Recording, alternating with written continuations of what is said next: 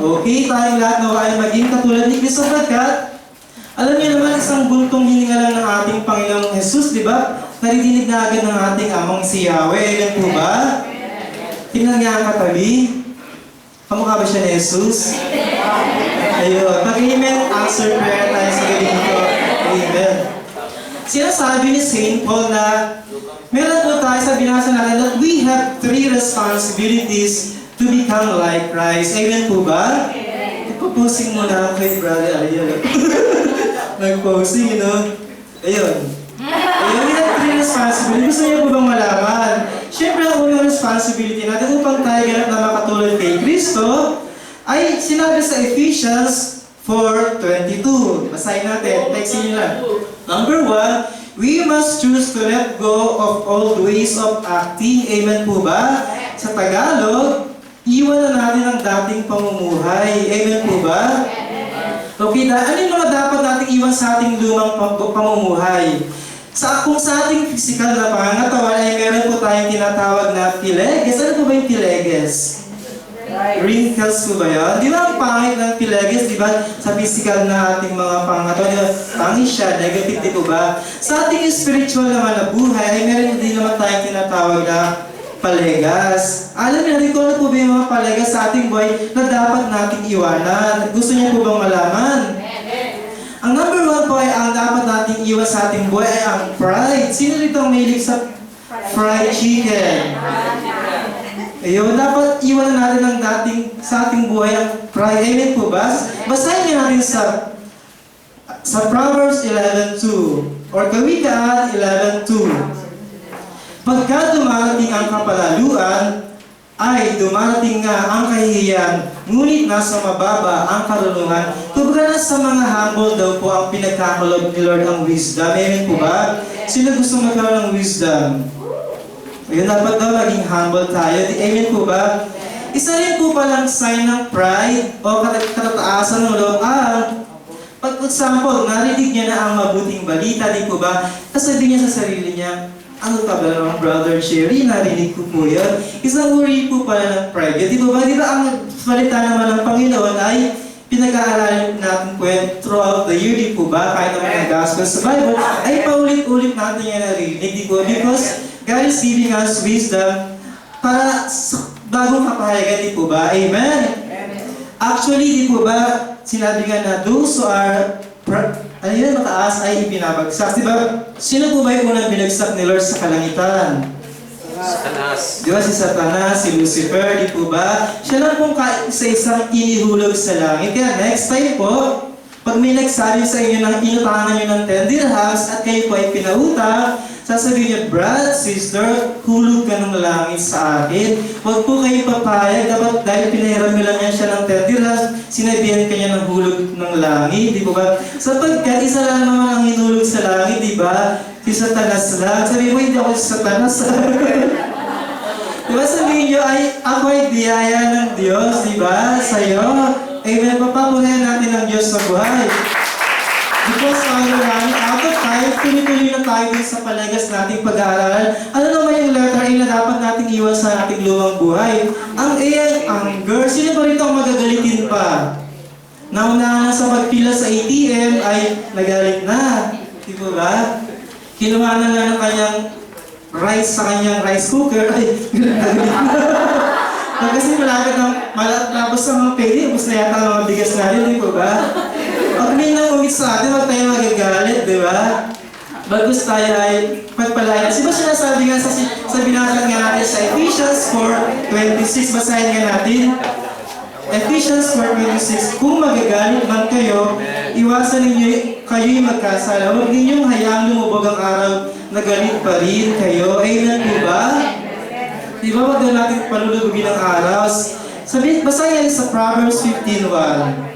Ang malumanay na sagot ay nakapapawi ng poot, ngunit ang mabigat na salita ay umiilan ng galit. Di po ba? Mas maganda, lagi tayong malumanay. Sino ba katulad ng malumanay dito? Wala kang si Sister Hilda, malumanay yan. Di po ba? Katulad tayo sa kanya, di ba? Sapagkat siya ay Ilongga po yata, di ba? Ang mga Ilongga ay malumanay kahit galit na.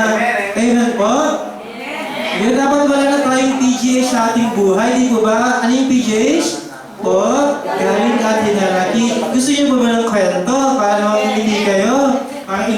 kasi kayo, no? Sa isang retreat po, si Father Tom, ay nagkaroon po siya ng retreat sa mga lahat po ng tao. Sinabi niya ay, sino rito ang may mga kagalit pa? Di ano, nagtaasan, di ba nagtaasan halos lahat? Wala nagtataasan dito ha. Sino rito ang konti na lang ang may kaaway? Konti na lang. Tapos meron dito may nagtaas. Sino rito ang wala na talagang kaaway? May nagtaas sa dulo, si Father Edward po yata. Meron, tapos sabi niya, matanda na po yung nagtaas, pangalan Edward. Sabi niya, tatang pwede ka matawag dito. Sabi niya, ano po bang sekreto niyo kung bakit wala ka ng kaaway, hindi ka na nagagalit sa iyong buhay? Sabi niya, unang-una po kasi ay 90 years old na ako. Pangalawa ay, nagsimatay na kasi silang lahat ng mga damuhong yun. Mga kaaway ko, nagsimatay ng lahat, di ba? Kasi may kaaway pa rin pala siya, di ba? Dapat para tayo pagpalain na Lord, mga tulad kay Kristo, magmahalan tayo. Sana pinakatabi, sabihin, brother, sister, I love you with the love of the Lord. Ano, di ba? Kasi yan naman talagang susi para tayo makapasok sa langit. Amen po? Amen. Okay, tuloy-tuloy na po tayo sa letter L ng Palegas na dapat nating iwan sa ating lumang buhay. Siyempre yun po ang last, di po ba? Amen po. Yun po yung mga kahalayan. Sinasabi nga sa John, 1 John 2:16, ang lahat ng nasa sanlibutan, ang masasamang nasa ng laman, ang nasa ng mga mata, at ang pagmamalaki sa mundo nito ay hindi nagmumula sa Ama, kundi ito ay nagmumula sa mundo, di po ba? Hindi lang naman ang last tungkol sa mga flesh, di po ba? Isang uri pala ng last daw po yung, dahil nakita niya na siya, merong S6 or S5. Kung ba pa nga naghahangad siya, di po ba? Na gusto na magkaroon ng S7. Mas advanced na, di po ba? Yun mga talaga yung mga makamundong mga bagay natin, mga mini-hippie, ito pala ay last na dapat nating iwan na sa ating lumang buhay. Amen po? Amen. Okay, tuloy-tuloy na po tayo sa letter E na dapat nating iwan ay ang letter E is ang envy. Sino ba rito ang may inggitin pa? Brother Jerry, ikaw lang, kasi ikaw lang nakataas eh. Diba? Sinasabi nga sa Proverbs 23:17, huwag managhili ang iyong puso sa mga makasalanan kung di lumagay ka sa Panginoon buong araw. Kung baga dapat daw tayo ay hindi na daw po tayo nagiging maiinggitin. Amen po ba? Pag ang ating mga kapatid ay patuloy na pinagpapala ni Lord, dapat tayo ay bagkus magpasalamat tayo. Sana sabihin natin, Lord, salamat po ay patuloy mo siyang pinagpapalain nawa. Ako rin po, Lord, pagpalain mo, di ba? Amen. But God, we should be contented in life. Sino rito ang kontento na sa buhay? Ang kontento na sa kanyang isang asawa. Sa kanyang trabaho. Kasi pag tayo ay kontento na sa ating buhay, kumbaga, tas malulugod sa atin ang Panginoon sapagkat sinasabi niya, Lord, itong anak ko nito talagang hindi siya umaangal. Because galit talaga si Lord o naiinis si Lord sa mga palaangal, di ba? Anong ang sitwasyon ng ating buhay, wag daw tayo magre-reklamo. We should be contented in life, di ba? Sapagkat pag nakita ni Lord na tayo kontento, patuloy niya tayong pagpapalain. Amen po? Amen. Kaya mula ngayon, huwag na tayo maiingit, ha? Kung ang ating mga kapitbahay ay may dalawang asawa, lo, huwag na natin hangarin pa, lo. Diba? Dapat hangarin lang natin magkaroon tayo ng mga anak, maraming anak. Katulad ni Brother Mike, pangalawa lang kanya anak, diba? Hindi asawa. Extra pa yun, no? Okay, tuloy-tuloy na po tayo sa letter G na dapat natin iwan sa ating lumang buhay, ang gluttony. Ang gluttony po ay ang katakawan. Amen po ba? Hindi lang naman yung katakawan sa pagkain, pero sa Bible po, may sinasabi tungkol sa katakawan sa pagkain. Gusto niyo po malaman? Sinasabi sa Kawikaan 23:2, basahin nga natin para baka sabihin niya nagbobola lang si Brother Jerry. Tungkol sa katakawan na dapat natin iwan. Tingnan nga ang katabi naman katuba dyan. Sabi sa Proverbs 23, yun, 2-3. Kung ikaw man ay matakaw, pigilan mo ang iyong sarili. Huwag dudukwangin agad ang pagkain, baka iyon ay pain lang sa iyo.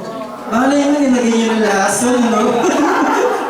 Kaya naman talaga i-encourage tayo lagi na dapat we should pray, kahit man lang maganda tayo pag-pray ang pagkain, sapagkat kung yun man po ay nalagyan ng lason, in the name of Jesus, yun po ay mawawala. Di po ba? Sinasabi, huwag na lang tayo maging matakaw. Ano pa? Huwag na tayo maging matakaw sa Facebook, katulad ni Brother Jerry. well sa Facebook. Isang uri ng katakawan yan, di po ba? Pero okay lang siguro sa pagka-Facebook kung word of God ang ating nahatupad, di po ba? Amen po?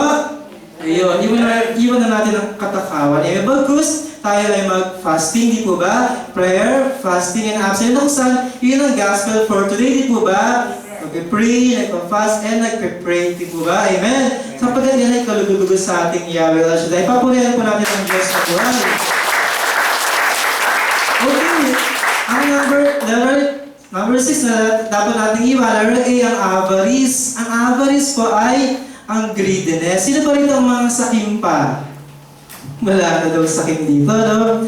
Ang greediness po ay sinasabi sa 1 Corinthians 5:11. Sinasabi rito lang, datapwat sinusulatan ko nga kayo na huwag kayong makisama sa kanino mang tinatawag na kapatid kung siya'y mapakiapid o masakim. Di po ba? Huwag na tayo makikisalamu sa mga makasakit. Siguro nga po nung tayo po ay nagpunta sa abroad, nagpunta sa Dubai, yung mga nag-umapi sa atin sa Pilipinas, sinabi natin sa ating sarili na, bullet days I will giant you. Ano sa Tagalog nun? Balang araw, maghihiganti ako sa iyo, di po ba? At kakamkaming mo ang iyong mga lupain. Ganun po ba tayo dati, bago tayo nag-abroad?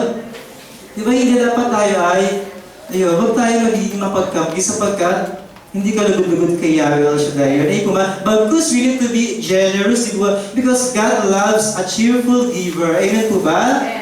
Tingnan niya ang katabi niyo kung siya ay inaantok. Kitang-kita ni Lord dyan pag tayo inaantok na, di po ba? Amen. Okay, panghuli po sa palayga sa dapat nating iwan ang sloth. Ang sloth po ay ang katamaran. Amen po ba? Katamaran saan? Actually, may tinatawag po palang hayop ang pangalan na sloth. Ito ba'y katulad siya ng daga? Pero mabagal po siyang kumilos. S-L-O-T-H. Siya yung pong sloth ay tamad po